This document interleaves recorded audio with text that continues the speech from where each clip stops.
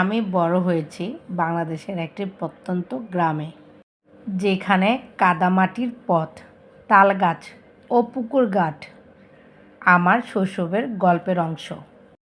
আমার মা বাবার সংসারে অভাব ছিল, কিন্তু ছিল না ভালোবাসার ঘাটতি। মাঠে ছুটে বেড়ানো, কলাপাতা দিয়ে নৌকা বানানো আর শীতের সকালে খেজুরের রস খাওয়ার দিনগুলো ছিল আমার জীবনের সবচেয়ে নির্মল সময়। তালগাছের ছায়ায় বসে আমি আর আমার ছোট ভাই আকাশের দিকে তাকিয়ে স্বপ্ন দেখতাম, একদিন আমরা অনেক বড় হব, মা বাবাকে আর কষ্ট করতে হবে না। তখন আমি জানতাম না মেয়েদের স্বপ্ন দেখতে সমাজ কতটা ভয় পায়। আমার বাবা গ্রামের প্রাথমিক বিদ্যালয়ের দারোয়ান হলেও আমার পড়াশোনার ব্যাপারে ছিলেন একদম আপোষহীন। তার বিশ্বাস ছিল জ্ঞানই মুক্তি। আমার হাতে তিনি প্রথম যখন বই তুলে দেন, সেটা ছিল সোনার হরিণ গল্পের বই। সেই দিনই এক অন্যরকম জগতের দরজা খুলে যায় আমার জন্য। আমার মা ছিলেন শান্ত স্বভাবের, কিন্তু যখন গ্রামের মাতব্বররা বলেন মেয়ের এত লেখাপড়ার দরকার কি, তখন তার চোখে জল চলে আসে। মেয়েকে আগলে রাখার মাঝে যে যুদ্ধ লুকিয়ে থাকে তা আমার মা প্রতিদিনই লড়তেন। প্রথমবার স্কুলে গিয়ে আমি ভয় পেয়েছিলাম, কিন্তু ধীরে ধীরে আমি হয়ে উঠি সবার প্রিয়। আমি শুধু ভালো ছাত্রীই ছিলাম না, বান্ধবীদের সাহায্য করতাম, শিক্ষকদের শ্রদ্ধা করতাম।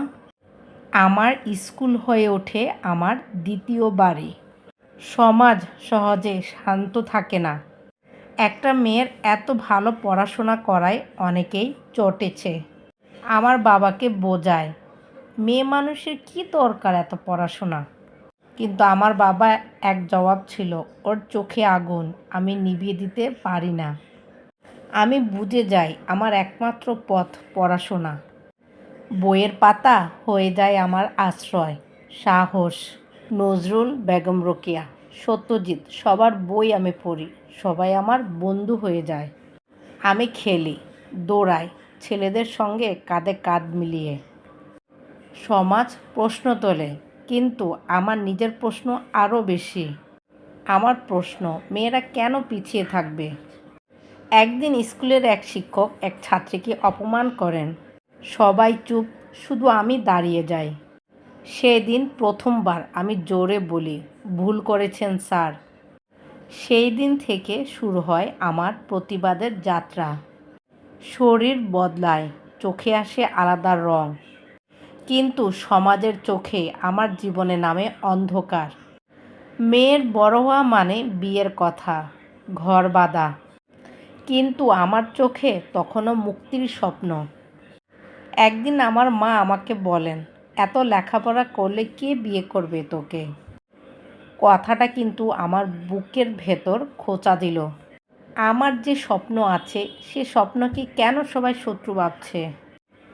সেই দিন প্রথম মায়ের সঙ্গে অভিমান করে অনেকক্ষণ কথা বলিনি আমি। একদিন বাড়িতে পাত্রপক্ষ আসে। আমি তখন মাত্র নবম শ্রেণীতে পড়ি। আমি চুপ করে থাকি, কিন্তু আমার বাবা জানিয়ে দেয় আমি এখনও শিশু, আমার বিয়ে হবে না। গ্রামের লোকজন কটু কথা বলে, কিন্তু বাবা মেয়ে দুজনেই অবিচল থাকে। গ্রামের এক মাতব্বর হুমকি দেয়, এই মেয়েকে এখনই বিয়ে দিতে হবে, নইলে সমাজে বিশৃঙ্খলা হবে।